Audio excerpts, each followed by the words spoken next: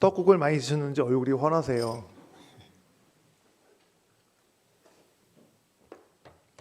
서양에는 신정 하나밖에 없거든요. 근데 동양에는 신정과 구정이 있습니다. 그래서 얼마나 좋은지 몰라요. 신정 때 세웠던 계획이 작심삼일 되어도 구정이 있어서 이제 구정 때부터 다시 또 시작하면 됩니다. 신정 때 마음을 하나님께로 올려드리기로 작정했는데 작심삼일이었습니까? 구정, 이제부터 다시 시작하십시오. 그래서 다시금 마음을 다잡으시고 여러분의 마음과 시선을 우리 주님을 바라보는 또 한 해가 되도록 되어지기를 바랍니다. 아멘. 오늘 말씀 제목이 시험이에요. 시험. 혹시 이 시험을 가지고 학교 시험으로 오해하고 계시는 분은 안 계시겠죠? 예, 시험입니다. 이 시험은 신자와 아주 관계가 깊습니다. 왜냐하면 이 시험은 신자에게만 찾아오는 특별한 사건이기 때문입니다. 그래서 이 베드로 전서에서 사도 베드로가 이렇게 얘기하죠. 불시험을 이상한 일을 당하는 것 같이 여기지 말라라고 당부하는데요. 그 당부하는 대상이 불신자가 아닙니다. 신자에게는 당부입니다. 또 야고보가 야고보서에서 이렇게 이야기하죠. 시험을 당하거든 온전히 기쁘게 여기라 라고 말했는데 이 역시 이 대상도 불신자가 아닌 교회에 있는 성도들입니다. 그래서 신자의 신앙생활은 그 자체가 시험과 대결하는 삶이라고도 이렇게 표현할 수가 있겠어요. 시험들 많이 겪으셨죠? 예, 지금도 겪고 계시고요. 예, 백전도장이시죠. 다들 시험을 겪고 이기시고 또 시험 겪고 이기시는 그러한 삶들을 지금 살아오시고 계시잖아요. 그래요. 우리 신자의 삶은 시험과 대결하는 삶인 거예요. 그래서 흔히 이렇게 얘기를 하는 경우가 있죠. 저 사람은 신앙생활을 참 잘합니다 라고 얘기할 때 그 신앙생활을 잘한다고 하는 의미가 여러 가지가 있겠지만 특별히 또 이런 의미이기도 해요. 저 사람은 시험을 잘 이기네, 시험 가운데 잘 서 있네 라고 하는 그런 의미이기도 합니다.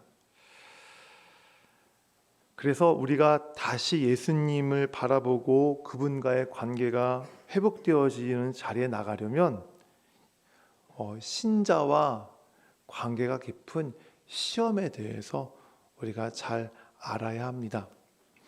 그래서 저는 오늘 말씀을 시작으로 해서 몇 주에 걸쳐서 오늘 마태복음 말씀과 또 야고보서에 있는 말씀과 또 시간이 되면 베드로전서에 있는 말씀을 가지고 시험에 대해서 좀 차근차근 하나씩 한번 살펴보려고 합니다. 오늘은 마태복음 오늘 본문을 가지고 시험에 대해서 좀 함께 은혜를 나누려고 합니다. 오늘 마태복음 본문을 보면 3장 후반부와 4장의 전반부이죠. 그러니까 다시 말해 3장 16절과 17절 그리고 4장 1절과 2절입니다. 좀 내용을 좀 보면은 이 3장의 이 16절과 17절 후반부에 있는 내용을 보면 예수님께서 요단강에서 세례 요한으로부터 세례를 받으신 후에 그리고 그 직후에 일어났던 일을 기록하고 있는데요. 예수님이 세례를 받으시고 물에서 올라오시자 하늘이 열리고 그리고 하느님의 성령이 비둘기같이 예수님에게 임하는 그 장면이 16절에 기록이 되어 있고요. 그리고 이어서 17절에는 하늘로부터 소리가 들리죠. 이는 내 사랑하는 아들이요 내 기뻐하는 자라라는 소리가 들리는 내용, 그 말씀이 17절에 기록이 되어 있습니다. 이것이 이제 3장 후반에 있는 말씀의 내용이고요. 4장 1절, 2절 넘어가면 예수님께서 마귀에게 시험을 받으러 광야에 가셨고 그곳에서 40일 밤낮으로 이제 금식하셨던 일이 기록이 되어 있습니다. 오늘 본문을 보실 때 우리가 약간 혼동스러운 부분이 하나 있어요. 그 이유가 그 본문마다 절이 먹여져 있고 장이 기록되어 있기 때문에 그렇습니다. 원래 성경 원본에는 장절이 없습니다. 그냥 한 문장으로 쫙 그냥 되어 있는 게 원래 성경 원본인데, 지금 우리가 갖고 있는 이 성경 원본은 지금 장과 절로 나눠져 있잖아요. 왜냐하면 그 독일 인쇄업자가 인쇄하기 편하게, 편집하기 편하게 하기 위해서 이 장절을 갖다 나눠 놓은 거거든요. 근데 원래는 장절이 없어요. 그래서 오늘 이 본문 말씀을 읽을 때에 16절, 17절, 그 다음에 4장 1절, 2절을 따로 읽으면 안 되고요. 같이 이어서 봐야 되는 것이 원래 이 본문 내용입니다. 그러니까 어떻다는 거예요?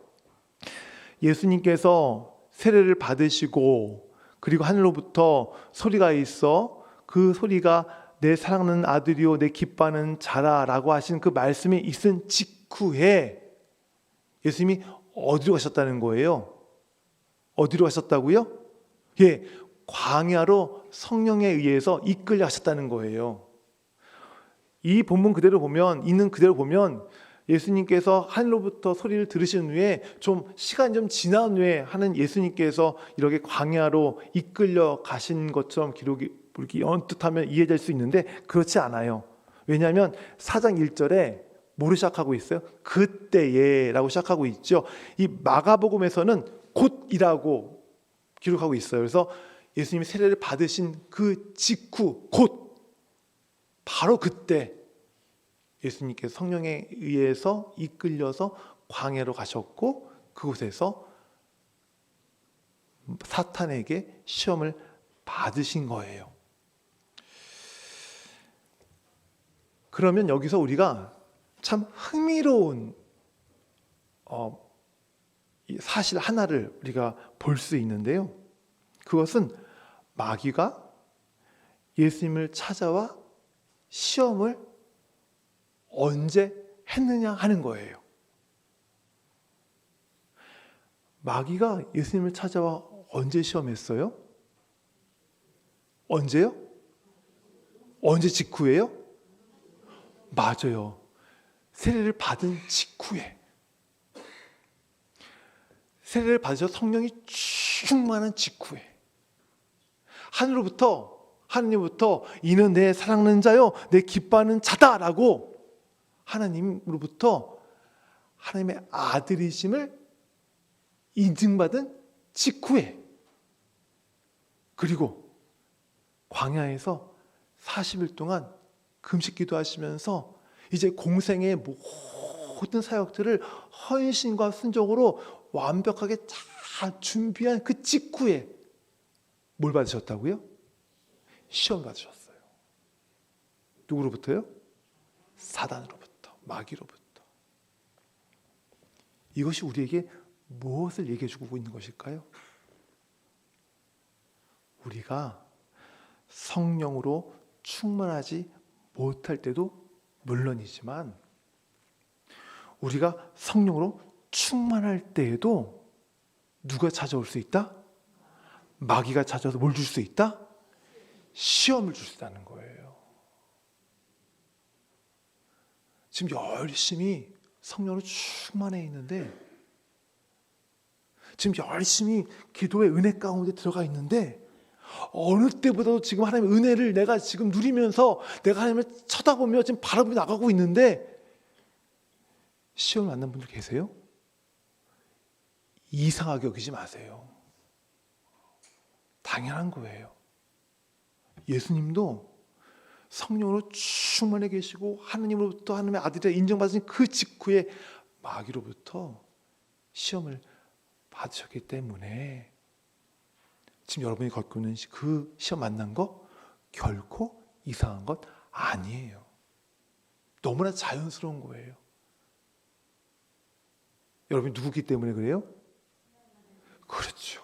신자이기 때문에 그런 거예요. 불신자에게는 시험이라고 얘기하지 않아요. 신자에게만 시험이라고 얘기를 하는 거예요.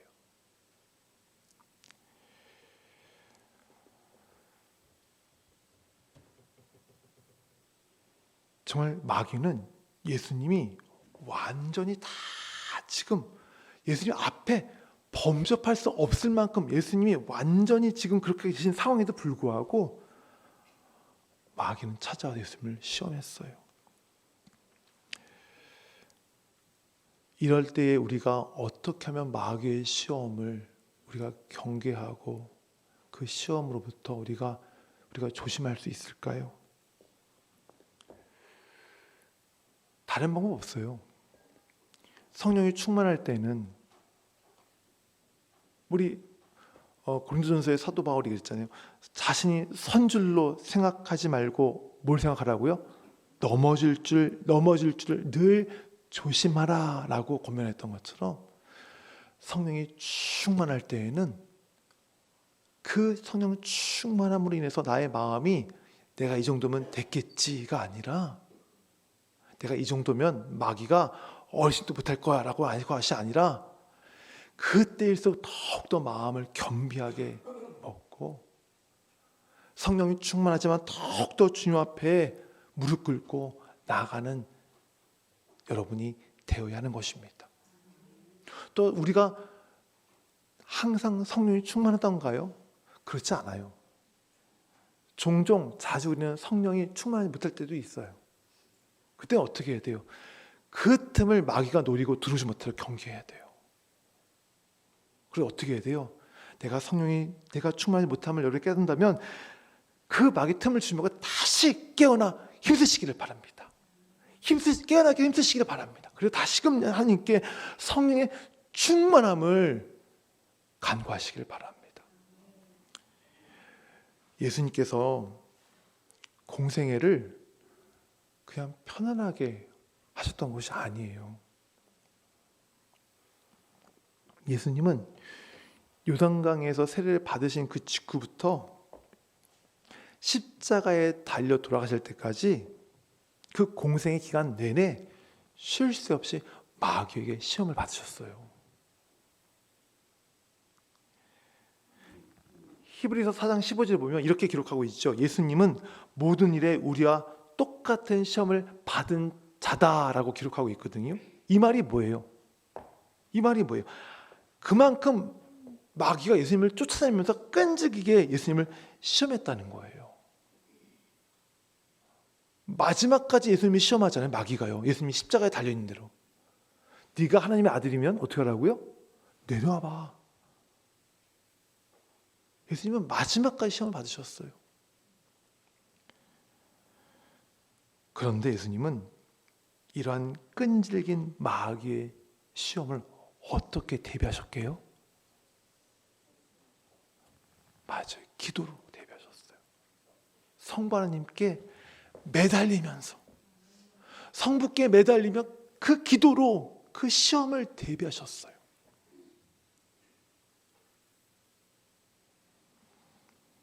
그리고 전적으로 성부 하나님께 맡기고요. 성령으로 무장되기 위해서 노력하셨어요. 성도 여러분, 여러분께서도 하나님께 매달리심으로써 끈질기게 여러분을 찾아오는 마귀의 시험을 대비하시기를 바랍니다. 그리고 성령님께 구하십시오. 성령으로 무장되게 하셔서 바로 마귀의 시험을 이겨낼 수 있게 해달라고 여러분 날마다 그 영적 싸움을 위해서 기도하는 여러분 되시기를 바랍니다. 그렇다면 마귀는 왜 집요하게 우리를 찾아와 시험을 할까요? 그 이유는 보나마나 뻔하죠. 우리로 하여금 죄를 짓게 하는 거예요. 죄를 짓게 하게 해서. 이 마귀의 집요함이 그냥 한 번으로 끝나던가요? 그렇지 않습니다. 그냥 한 번 와가지고 한 번 툭 건드려보고 가는 것이 아니라 그냥 될 때까지 와서 건드립니다. 우리가 넘어질 때까지, 쓰러질 때까지 계속해서 우리를 건드립니다. 우리가 죄를 짓도록 하기 위해서 그냥 계속해서 끊임없이 우리를 공격하는 거예요. 그러면 이렇게 죄를 짓기 위해서 우리에게서 뭘 얻기 위해서요? 딱 하나예요. 우리와 하나님과 관계가 어떻게 되는 거예요? 엉클어지고 깨지고 망가지는 걸 원하는 거예요. 그걸 원하는 거예요.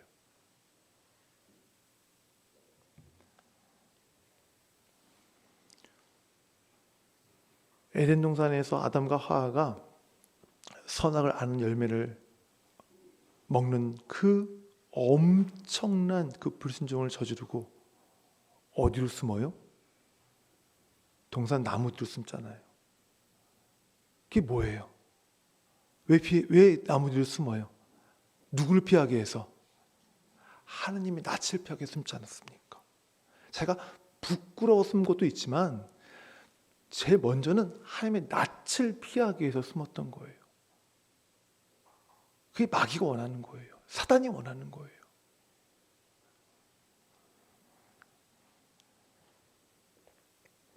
사단은 우리가 죄를 짓게 함으로써 우리가 죄를 지음으로써 하나님과의 관계가 깨어지는데 그의 가장 큰 목적이 있어요. 모든 전략과 전술이 바로 하나님과 우리의 관계가 깨어지는데 그들은 포커스, 그 원수는 집중하고 있는 거예요. 우리가 반복되는 죄를 짓게 되면 어떻게 해요? 죄에 대해서 민감해져요? 무뎌져요? 무뎌져요. 우리가 처음에 죄를 지을 때는 떨리죠. 도둑질 해보셨어요? 저도 안 해봤는데 이렇게 처음 이렇게 훔치면 얼마나 떨리겠어요. 막 가면 동동동 떨리잖아요. 근데 그걸 한 번, 두 번, 세 번 반복해 보세요.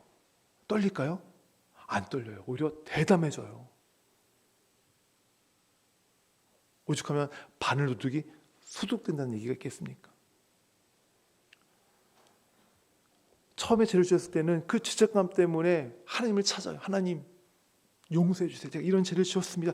용서해 주세요라고 하지만 자꾸 죄를 반복해 짓다 보면 회개하는 것도 귀찮아요. 그래서 이 회개는 귀찮아지고 이 죄에 대한 두려움도 사라지게 되니까 이제는 회개도 안 하게 돼요. 죄에 대해서 싸우려고 하는 의지가 있었어요. 처음에는. 근데 죄를 계속해서 반복해서 짓다 보면 이제 죄와 싸우려고 하는 그 의지도 이제 다 없어지고 결국 죄에 대해서 무뎌지고 마는 거죠. 그러면 우리는 어떻게 될까요? 죄를 짓는 내 자신을 보면서 우리는 실망하고 좌절하게 되어 있어요. 그 나를 평가하죠. 나를 정죄하죠. 아유, 이 실패한 놈. 아유, 이 쓸모없는 놈.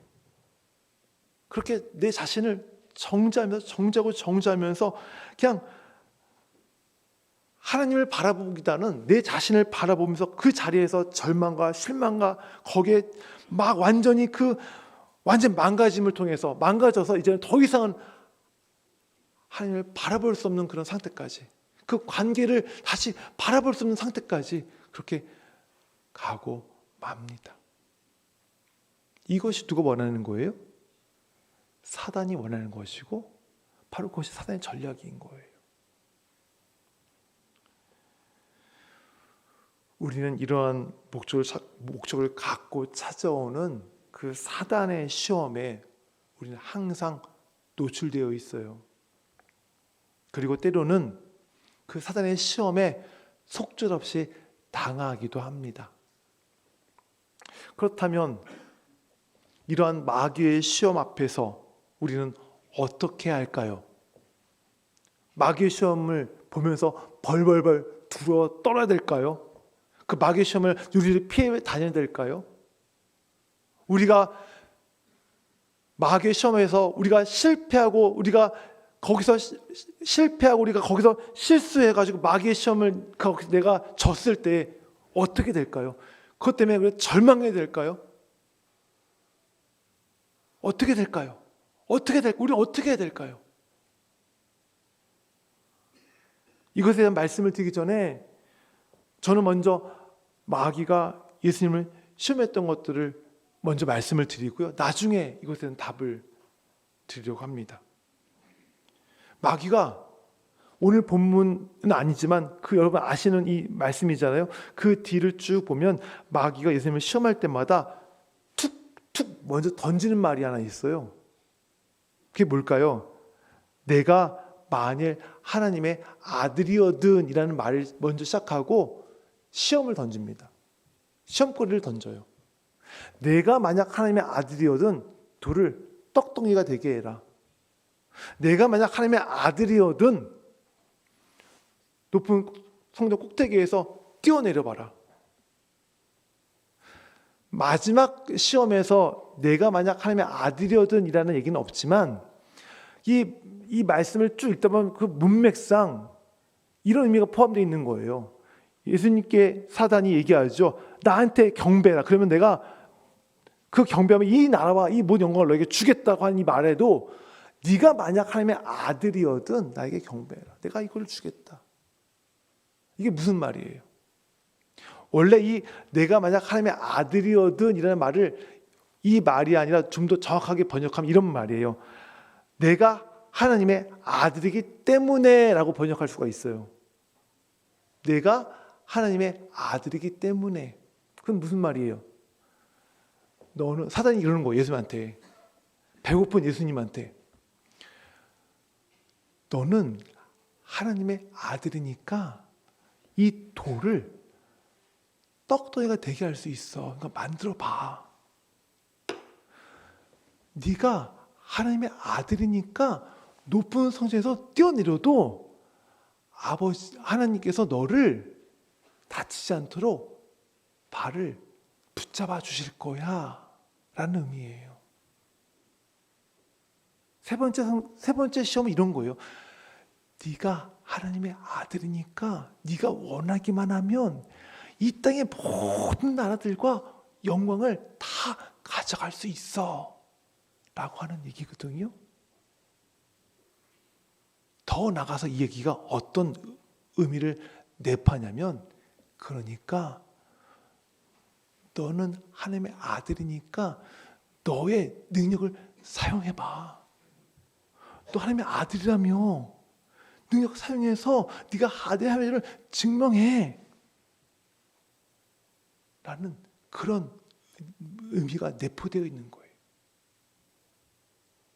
한마디로 지금 사단이 예수님 옆에서 자꾸 부추기는 거예요. 예수님, 하나님의 아들이신 예수님이 갖고 있는 능력을 예수님 자신을 위해서 사용하도록 한번 사용해봐. 계속 지금 부추기라고 있는 거예요. 예수님이 이러한 사단의 시험에 넘어갔습니까? 넘어가지 않았습니까? 안 넘어갔어요.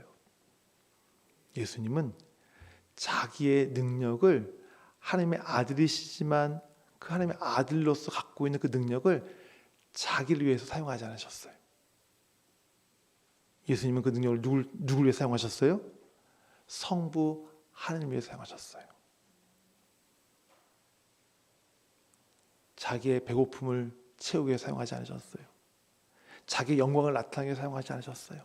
성부 하나님의 영광과 성부 하나님의 그 원대한 구속의 역사를 성취해 가는 데에 예수님은 자기 능력을 사용하셨어요. 성부 하나님께 예수님은 겸손의 모습을 보였던 것이지요.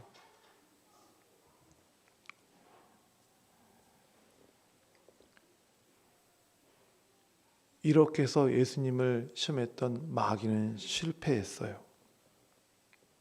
그리고 오히려 교활한 마귀의 시험이 예수님이 하나님의 아들이심을 증명하는 증거가 되고 말았어요. 제가 앞서서 마귀의 시험 앞에서 어떻게 하시겠어요? 우리 어떻게 해야 됩니까? 두려워해야 됩니까? 떨어야 됩니까? 피해야 됩니까? 그 마귀의 시험을 내가 마귀의 시험을 만났을 때 실패했는데 그 실패한 것 때문에 내가 낙담해야 됩니까? 내가 절망에 빠져야 됩니까? 어떻게 됩니까? 라고 제가 질문을 드렸죠. 마귀가 예수님을 시험했지만 그 시험이 오히려 예수님을 하나님의 아들이심을 증명했던 것처럼 여러분 앞에 있는 모든 시험들은 여러분들이 예수 그리스도께 속한 자임을 증명하게 되는 시험입니다. 그렇기 때문에 마귀의 시험 앞에서 두려워할 필요 없습니다. 그렇기 때문에 내가 설령 마귀의 시험 앞에서 내가 실패했을지라도 절망할 필요 없습니다. 절망하지 마십시오. 졌다고 여러분 실망하지 마십시오. 마귀의 시험 앞에서 혹시나 내가 실수하고 실패했을지라도 그것 때문에 절망하고 낙심하지 마시고 오히려 당당하게 이 시험을 통해서 내가 예수 그리스도께 속한 자로서 증명되어지는 것이다 라고 당당하게 선포하십시오.